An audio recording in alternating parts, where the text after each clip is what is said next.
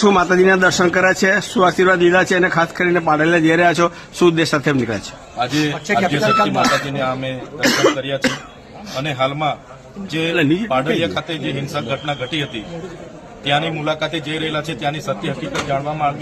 માટે અમે જઈ રહેલા છે અને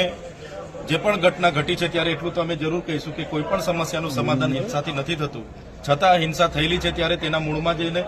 કોના આદેશથી કોની સૂચનાથી આ આખી ઘટના ઘટી છે અને એમાં જે કાનૂની કાર્યવાહી થયેલી છે ત્યારે કાનૂની કાર્યવાહીમાં પણ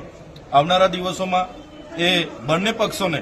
કઈ રીતના અમે એમાં આગળ મદદરૂપ બનીએ અને આવનારા દિવસોમાં આવી ઘટના ન ઘટે, આવી હિંસા ન બને એ માટેની અમે કઈ રીતના પ્રયાસો કરીએ, મદદરૂપ થાય એને લઈને આજે અમે ત્યાં મુલાકાતે જઈએ છીએ, ત્યાં જઈશું,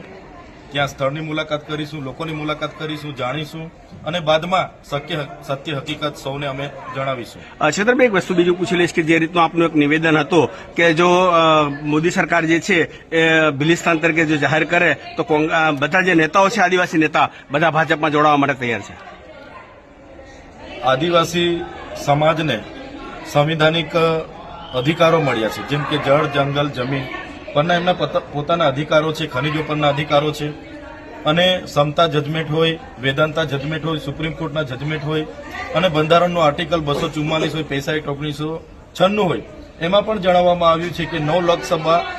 ન વિધાનસભા, સબસે ઊંચી ગામસભા અને ગામસભાની પરવાનગી વગર જયારે બારોબાર તંત્ર આવે ને અમારી જમીનો છીનવાય ત્યારે અમારે સ્વાભાવિકપણે સરકારને કહેવું પડે છે કે ભાઈ દેશના વિકાસમાં અમે આટલું મોટું યોગદાન આપ્યું હોય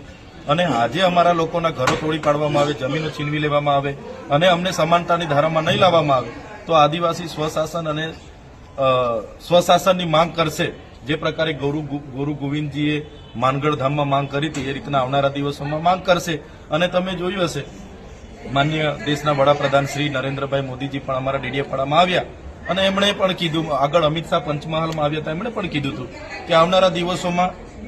દેશના 29મા રાજ્ય માટે વિચારીશું અને 1-2 દિવસની વાત નથી, વર્ષો વીતશે પણ મને લાગે છે દેશનું 29મું રાજ્ય જયારે બનશે ત્યારે ભીલ પ્રદેશ અસ્તિત્વમાં આવશે. જયારે આવશે ત્યારે જે નેતાઓ છે આદિવાસી નેતાઓ ભાજપમાં જોડાશે.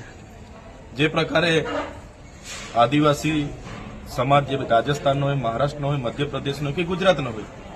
એમને પણ સ્વશાસનની માંગ મોટે ભાગે આજે ઉઠાવી છે